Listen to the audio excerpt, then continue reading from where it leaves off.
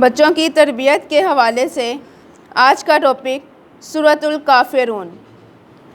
اس سورت کی پہلی آیت میں کافروں کو خطاب کر کے نبی کریم صلی اللہ علیہ وآلہ وسلم کے ذریعے انہیں یہ پیغام دیا گیا ہے کہ مسلمان کبھی کافروں کے بتوں کی پوجا نہیں کریں گے۔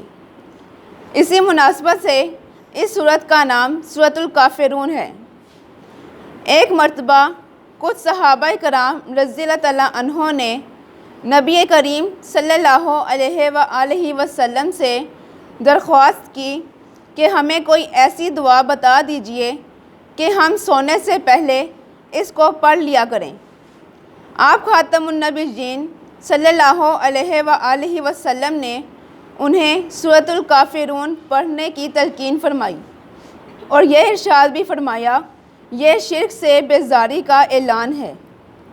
کفار مکہ جب حضرت محمد صلی اللہ علیہ وآلہ وسلم کو زبانی اور جسمانی تشدد کے باوجود توحید کی دعوت سے نہ روک سکے تو انہوں نے سودے بازی کی پیشکش کی۔ انہوں نے کہا کہ 1 سال ہم آپ صلی اللہ علیہ وآلہ وسلم کے اللہ کی عبادت کرتے ہیں اور 1 سال آپ ہمارے بتوں کی عبادت کریں۔ اس کے جواب میں یہ سورت نازل ہوئی۔ اس میں بت پرستی کا صاف انکار کیا گیا ہے۔ جب آپ خاتم النبیین صلی اللہ علیہ وآلہ وسلم نے کافروں کو یہ سورت سنائی تو وہ اس بات سے مایوس ہو گئے کہ آپ صلی اللہ علیہ وآلہ وسلم کبھی ان کی بات مانیں گے۔ سورۃ الکافرون کا مرکزی خیال کفار کو توحید کی دعوت اور بت پرستی کا صاف انکار ہے۔ اس سورت میں اللہ تعالیٰ کے رسول حضرت محمد صلی اللہ علیہ وآلہ وسلم کے ذریعے کفار کو توحید یعنی ایک اللہ تعالیٰ کی عبادت کی دعوت دی گئی اور بت پرستی اور شرک کا صاف انکار کیا گیا ہے۔ سورۃ الکافرون میں دو ٹوک الفاظ میں فرما دیا گیا ہے کہ کفر اور ایمان کے درمیان ایسی کوئی مصالحت قابل قبول نہیں ہے جس سے حق اور باطل کا فرق ختم ہو جائے۔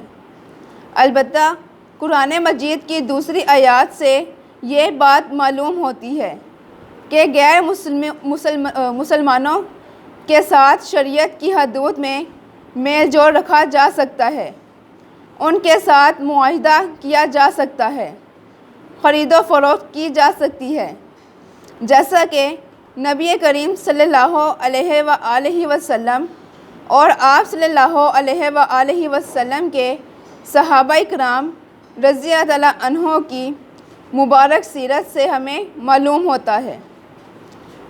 اس سورت کے مطالعے سے معلوم ہوتا ہے کہ اسلام میں اللہ تعالیٰ کے علاوہ کسی کی عبادت کرنے کی کوئی گنجائش نہیں ہے۔ عبادت کے لائق صرف اللہ تعالیٰ کی ذات ہے۔ اللہ تعالیٰ کے علاوہ کسی کی عبادت کرنا شرک ہے اور تمام انبیاء کرام علیہ السلام نے شرک کو سب سے بڑا گناہ قرار دیا ہے۔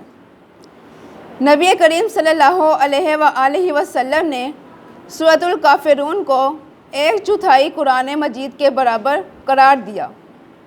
جی کون بچہ بتائے گا؟ ہاں جی مویس۔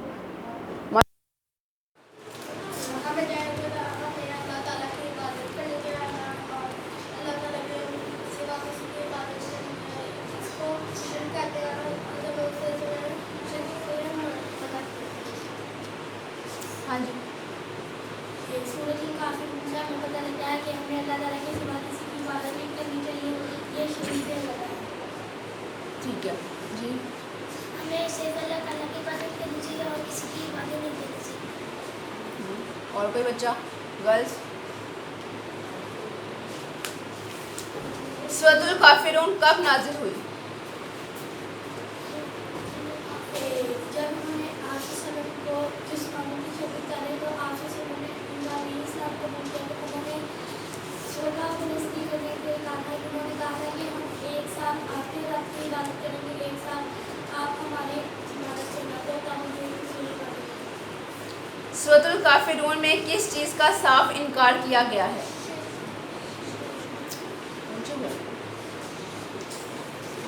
تمام انبیاء کرام علیہ السلام نے کس چیز کو سب سے بڑا گناہ قرار دیا ہے؟